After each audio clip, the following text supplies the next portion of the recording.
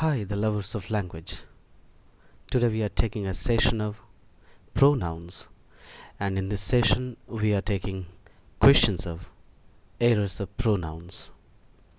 Now, our heading is Spot the errors, if any, in the following sentences. Our first question is He bought the books and put it in the bag. Here, in this question, we are seeing that we have used the pronoun it for the plural noun books. That is wrong. So for the plural noun books we have to use a plural pronoun, that is them. So the final answer is he bought the books and put them in the bag. हमने यहाँ it use किया है plural pronoun books के लिए, plural noun books के लिए it use किया है हमने, जो कि गलत है. हमें बुक्स के लिए देम कहना चाहिए क्योंकि हमने कई किताबें खरीदी हैं. तो इसके लिए हमें सिंगुलर प्रोनाउन इट का इस्तेमाल नहीं करना चाहिए, हमें देम का इस्तेमाल करना चाहिए क्योंकि देम एक प्लूरल प्रोनाउन है और प्लूरल प्रोनाउन किसी प्लूरल नाउन के लिए आता है. आइए नेक्स्ट क्वेश्चन की तरफ बढ़ते हैं. This is not my house, it is her. यहाँ हमने हर का इस्तेमाल किया. हर एक पजेसिव एडजेक्टिव है. पजेसिव एडजेक्टिव के बाद हमें कोई ना कोई नाउन लिखना चाहिए. जैसा कि हमने माई लिखा है और माई के बाद हमने हाउस लिखा. My is also an adjective, a possessive adjective. तो माई हाउस, उसी तरह से हमें कहना था इट इज़ हर हाउस, लेकिन हम हाउस जैसे नाउन का रिपीटेशन सेम सेंटेंस में नहीं कर सकते because it makes our language boring. So, in order to make our language stylistic, we have to omit the repetition of the noun. हमें repetition को avoid करना है. तो हम कैसे कहें? नाउन लिख नहीं सकते दोबारा, तो नाउन की जगह पर हम प्रोनाउन लिखते. तो हमें हर को बदलकर, यानी एडजेक्टिव के फॉर्म से बदलकर प्रोनाउन के फॉर्म में लिखना होगा हर को. और हर का प्रोनाउन फॉर्म होता है हर्स. तो कहना होगा this is not my house, it is hers. H-E-R-S. Question number 3. Your separation is very painful to me. अब गौर करें, सेपरेशन एक स्थिति है, जुदा होने की स्थिति, दूर होने की स्थिति. तो स्थिति किसी की हो नहीं सकती है. स्थिति जैसी चीज़ पर किसी का अधिकार नहीं हो सकता. मैं कह सकता हूँ your bag, your house, your book, लेकिन योर सेपरेशन नहीं. तुम्हारा अधिकार हो सकता है बुक पर, तुम्हारा अधिकार हो सकता है बिल्डिंग पर, तुम्हारा अधिकार हो सकता है घर पर, लेकिन तुम्हारा अधिकार जुदाई पर, इट डजंट साउंड गुड. तो हम कहेंगे सेपरेशन फ्रॉम यू, ये कहना होगा बिकॉज सेपरेशन डिटैचमेंट होता है. किसी से दूर होना उसको सेपरेशन कहते हैं, यानी डिटैच होना सेपरेशन कहलाता है. तो separation from someone, this is a style of saying, not your separation, Maya's separation. No, हमें कहना चाहिए separation from you is very painful to me. This is the right style. Question number 4. His marks in history are higher than English. This is totally foolishness. ऐसा नहीं कहना चाहिए. History के marks ज़्यादा हैं इंग्लिश से, सुनने में अच्छा लगता है. कहना तो ये चाहिए ना कि हिस्ट्री के मार्क्स ज़्यादा हैं इंग्लिश के मार्क्स से. Parallel comparison.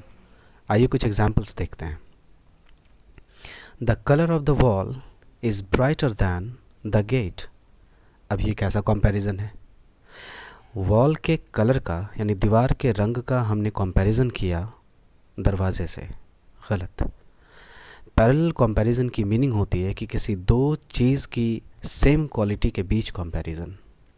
तो हमें कहना चाहिए दीवार के रंग का कंपैरिजन हम गेट के रंग से करें.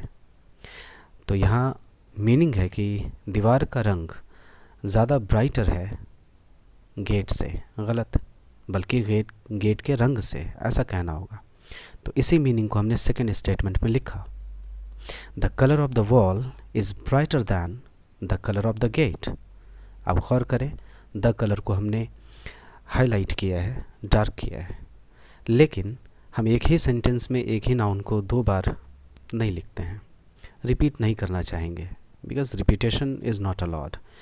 इसी रिपीटेशन को रोकने के लिए तो हमारे पास प्रोनाउन है, क्योंकि प्रो की मीनिंग होती है इन फेवर ऑफ या फेवरिंग, और नाउन की मीनिंग नाउन, यानी प्रोनाउन ऐसा वर्ड होता है जो कि नाउन के फेवर में बात करे, नाउन की जगह पर आकर, इसीलिए प्रोनाउन का नाम प्रोनाउन है।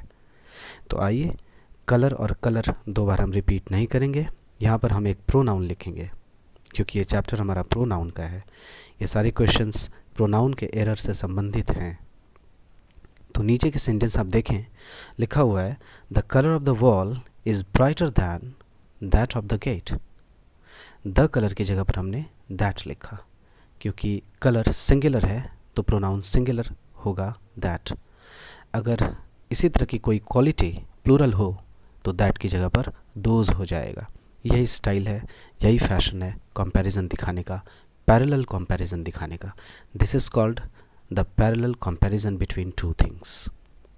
पैरेलल कंपैरिजन की मीनिंग कि किसी 2 अलग अलग चीज़ों के बीच हम उसके सेम क्वालिटीज़ के बीच कंपैरिजन करें।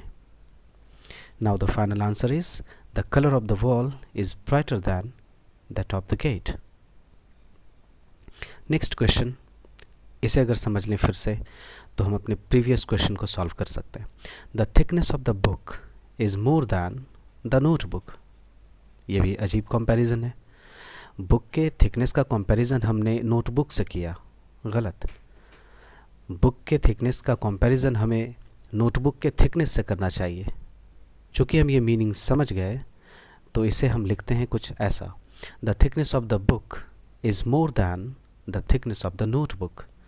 अब गौर करें कि हमने द थिकनेस फिर से रिपीट किया, लेकिन हमें इसकी जगह पर प्रोनाउन लिखना है, क्योंकि रिपीटेशन हमें करना नहीं है। इसीलिए तो हमारे पास प्रोनाउन है, ताकि हम रिपीट ना करें। तो हमें कहना चाहिए the thickness of the book is more than that of the notebook. यहाँ पर दैट द थिकनेस के बदले आया है। द थिकनेस नाउन है, एब्स्ट्रैक्ट नाउन है, तो नाउन की जगह पर जो शब्द नाउन के ही फेवर में आए वही तो प्रोनाउन कहलाता है।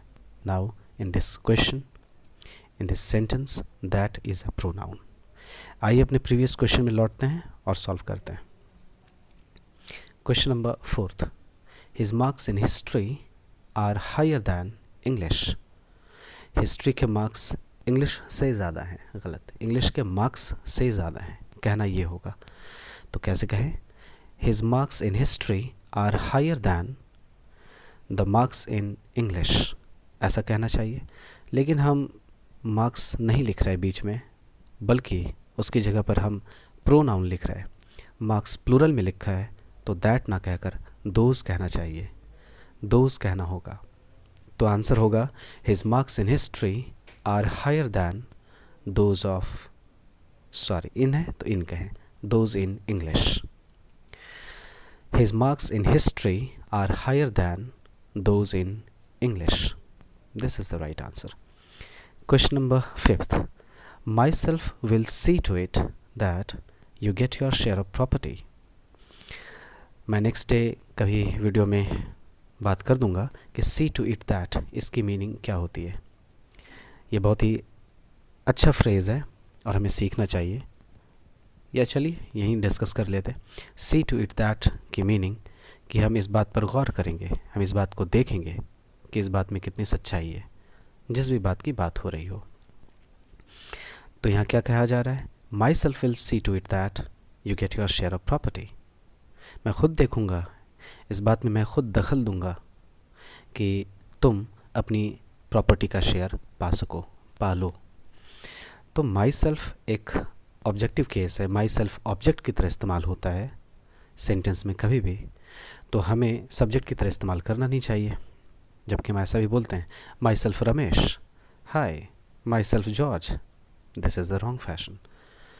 हमें कहना चाहिए I am Ramesh, I am George, या फिर my name is George.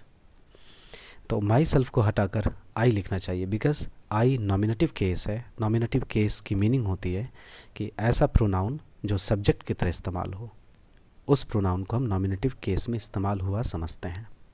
Case मतलब कारक, केस चैप्टर आता है, हम सिलसिलेवार ढंग से पढ़ेंगे भी। तो माई सेल्फ की जगह आई कहेंगे, because I should be used as the subject of the sentence, but myself is used as the object of the sentence या object of the verb, object to a verb, आप जैसा कहें। Basically myself एक object है, I एक subject है। So I will see to it that you get your share of property, this is right. Question number 6, I himself like it. I के लिए himself लगा दिया हमने, आई सब्जेक्ट है, इस आई के लिए हमें रिफ्लेक्सिव प्रोनाउन या emphatic pronoun my self use करना चाहिए।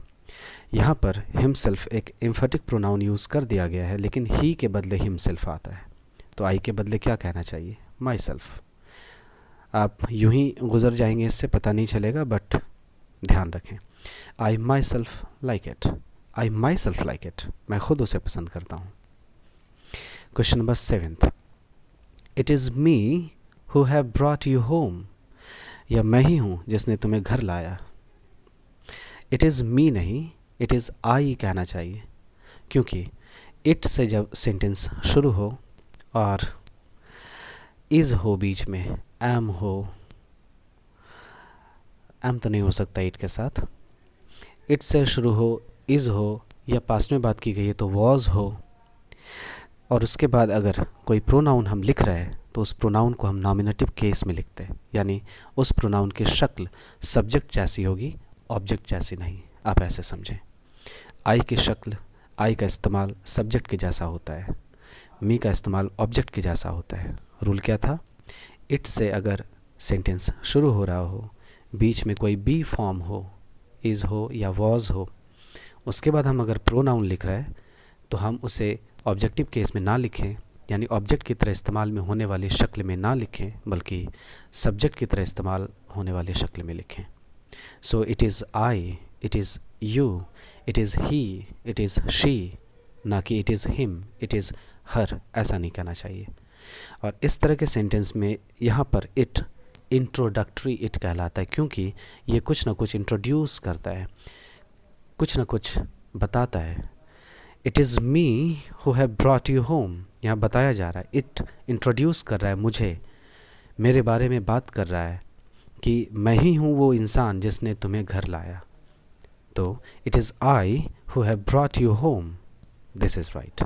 मी की जगह आई करना होगा। Question number 8, it's very interesting, आपने सुना भी होगा, लेट दे गो, उन्हें जाने दो। दे से जब सवाल आए तो शायद हम ना समझ पाएँ, ना पकड़ पाएँ गलतियों को, लेकिन आपने ऐसा सुना होगा, लेट अस गो, लेट अस प्ले। अब लेट अस को शॉर्ट कर दें आप, दिस इज़ कॉल्ड शॉर्टनिंग, छोटा करना। Let's play, let's enjoy, let's go. Let's go जो बोलते, इसमें आखिर बोल क्या रहे होते हैं? लेट अस गो बोल रहे होते हैं, यानी कि लेट के बाद हमने अस कहा, लेट के बाद वी नहीं कहा। तो रूल है कि लेट एक वर्ब है, और वर्ब के बाद तो हम जानते हैं जनरली कि ऑब्जेक्ट आता है, तो सीधी सी बात है प्रोनाउन का ऑब्जेक्टिव फॉर्म लिखेंगे, ऑब्जेक्ट वाली शक्ल लिखेंगे, क्योंकि इस लेट से पहले यू छुपा हुआ है, यू तो सब्जेक्ट, लेट वर्ब, और वर्ब के बाद क्या आता है? ऑब्जेक्ट। तो हमें ऑब्जेक्ट लिखना होगा, let them go, let me do my work, let her enjoy herself, let her enjoy the party, right? Let him go, let him do it, उसे यह करने दो। उसी तरह से let them go, they नहीं कहना चाहिए, because they सब्जेक्ट का फॉर्म है, them ऑब्जेक्ट का फॉर्म है। Question number 9, between you and I you are intelligent, मेरे और तुम्हारे बीच तुम ज़्यादा तेज हो या तुम तेज हो। तो between you and I, between is a preposition, और प्रेपोजिशन के बाद हम प्रोनाउन को ऑब्जेक्ट के फॉर्म में लिखते हैं, ऑब्जेक्ट के फॉर्म में रखते हैं, यानी अक्यूजेटिव केस में रखते हैं, ऑब्जेक्टिव केस में रखते हैं। अक्यूजेटिव केस और ऑब्जेक्टिव केस एक ही बात है, नाम अलग हैं। यू तो सब्जेक्ट की तरह भी इस्तेमाल होता है, यू ऑब्जेक्ट की तरह भी इस्तेमाल होता है। यू को देखकर आप कन्फ्यूज्ड हो जाएंगे, इसलिए ये सवाल पूछा जाता है। और आई लिख दिया आपके सामने, आपको लगेगा ठीक ही लिखा है, but it is wrong, because हमें ध्यान देना होगा बिटवीन पर। बिटवीन एक प्रेपोजिशन, प्रीपोजिशन के बाद ऑब्जेक्ट वाला फॉर्म, तो आई ऑब्जेक्ट वाला फॉर्म नहीं है बल्कि सब्जेक्ट वाला फॉर्म है, इसका ऑब्जेक्टिव फॉर्म मी होता है, इसलिए हमें लिखना होगा between you and me you are intelligent, between you and me I am intelligent. This is the right fashion. Question number 10th. She is teaching Kimberly and she. वह Kimberly को और उसे पढ़ा रही है. अब गौर करें, किम्बरली एक नाम है, किसी लड़की का नाम है, तो ठीक है, यहाँ तक तो बात आ गई समझ में. She is teaching Kimberly, she is teaching Lucy, good. लेकिन एंड शी लिखकर दिक्कत में डाल दिया गया है. आप किम्बरली को हटा दें, एंड को हटा दें, क्या बचता है? She is teaching she. Is it right? Does it sound good? No. She is teaching her, he is teaching him. ये फैशन है कहने का. जाहिर हो गया कि टीचिंग इज़ अ वर्ब के बाद हमें ऑब्जेक्ट कहना होगा. शी एक सब्जेक्ट का फॉर्म है, शी का objective form, object form, accusative case जो कह लें, हर होता है, शी नहीं. इसलिए कहेंगे she is teaching her, she is teaching her, she is teaching Lucy. तो अब आप मेंशन कर दें सारी बातों को. She is teaching Kimberly and her. This is the fashion. That's it. Question number 11th. He resigned to his failure. Resign आखिर किसको दिया उसने? खुद को. He resigned himself to his failure. आगे के सेशन में हम बात करेंगे कुछ ऐसे वर्ब्स हैं जिनके बाद हम रिफ्लेक्सिव प्रोनाउंस लिखते हैं. For example, I enjoyed, full stop, no meaning. Because enjoy एक ट्रांजिटिव वर्ब है, सकर्मक क्रिया है, इसे एक कर्म चाहिए, इसे एक ऑब्जेक्ट चाहिए आगे. तो एन्जॉय किसे किया? तो कुछ बात आप बताएं. I enjoyed the party, I enjoyed your singing, I enjoyed. अगर कुछ नहीं बोल रहा है यहाँ पर, तो कुछ नहीं बोला हमने, आई एन्जॉयड ओनली, तो आई एन्जॉयड माई सेल्फ. अगर किसी भी बात का जिक्र नहीं हो रहा हो तो एन्जॉय एक ऐसा वर्ब है जिसके बाद आप अपना ही जिक्र करते हैं. I enjoyed my self, she enjoyed her self. Otherwise कुछ और कहें, शी एन्जॉयड द पार्टी. उसी तरह से रिज़ाइन भी एक ऐसा वर्ब है जिसके बाद अगर कुछ बात नहीं कही गई है तो आप अपनी ही बात करें, क्योंकि आपने ख़ुद को ही रिज़ाइन दिया है, ख़ुद को ही रिज़ाइन की स्थिति में लाया है और आप फेलियर की तरफ बढ़ गए. मान लेते हैं आप कहीं काम कर रहे थे, आप वहाँ रिज़ाइन करते हो और आप फेलियर की तरफ लाइफ में बढ़ जाते हो, क्योंकि आपको सक्सेस फिर नहीं मिलता है. आप कहेंगे he resigned himself to his failure. Resign करके खुद की ही असफलता की तरफ वह बढ़ गया. She resigned herself to her failure. So here he resigned himself to his failure. This is right. Question number 12th. Both the brothers love one another. दोनों ही भाई एक दूसरे को मानते हैं, प्रेम करते हैं. अब गौर करें कि बोथ का इस्तेमाल है. Both is use for two entities, या तो दो चीज़ों के बारे में या दो लोगों के बारे में. Both the brothers love each other. Each other का इस्तेमाल दो के लिए होता है, वन अनदर का इस्तेमाल दो से ज़्यादा के लिए होता है. As a traditional rule of grammar.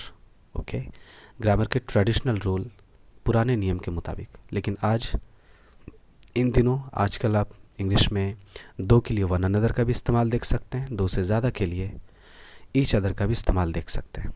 लेकिन चूँकि हमारे पास क्वेश्चंस ऐसे पूछे जाते हैं, इससे साफ डिमांड होता है कि हम दो के लिए सतर्कता से दो ही लोगों को या दो ही चीज़ों को शो करने वाले प्रोनाउंस लगाएं, या दो से ज़्यादा को शो करने की बात है तो वहाँ पर वन अनदर का ही इस्तेमाल करें. तो यहाँ कहेंगे both the brothers love each other. This is right. Question number 13th. They enjoyed during summer vacation. They enjoyed क्या, उसने क्या एन्जॉय किया? तो जस्ट प्रीवियस वाला ही क्वेश्चन है, आप फिर से गौर करें.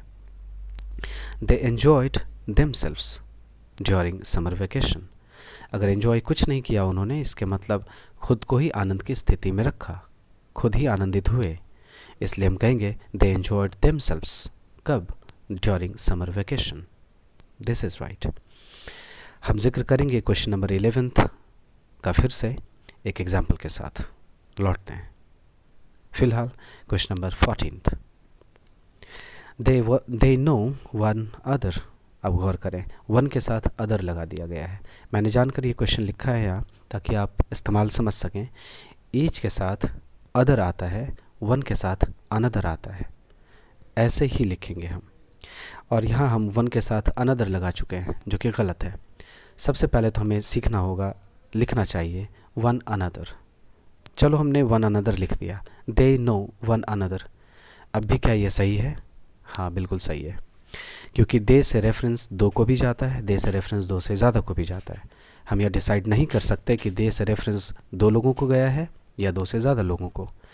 जब वन अनदर का इस्तेमाल करेक्ट है तो इससे बात समझ में आती है कि दे का रेफरेंस दो से ज़्यादा लोगों को गया है। इसलिए हम वन अनदर, सिर्फ अदर को ठीक कर लेंगे अनदर में, क्योंकि वन के साथ अनदर वर्ड आता है, अदर नहीं, और पूरा सेंटेंस हमारा करेक्ट है। They know one another. बहुत सारे लोग हैं, सपोज़ कोई मीटिंग हो रही है, कोई फंक्शन हो रहा है, अपने ही सभी लोग जुड़े हैं वहाँ पर, अपने ही सभी लोग अटेंड करते हैं, आए हैं, और सभी लोग एक दूसरे को जानते हैं, एक दूसरे को जानते हैं। लोग कई हैं तो दो से ज़्यादा है। इस स्थिति के लिए ये सेंटेंस सपोज़ आप सेट कर लें तो हम कह सकते हैं दे नो वन अनदर, वे लोग एक दूसरे को जानते हैं।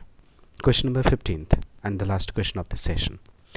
Both of you know one another. तुम दोनों एक दूसरे को जानते हो। बोथ का इस्तेमाल है, दो का इस्तेमाल है। यस, राइट, वन अनदर नहीं बल्कि ईच अदर होगा, अभी हमने पढ़ा है। So both of you know each other, both of you know each other, this is right.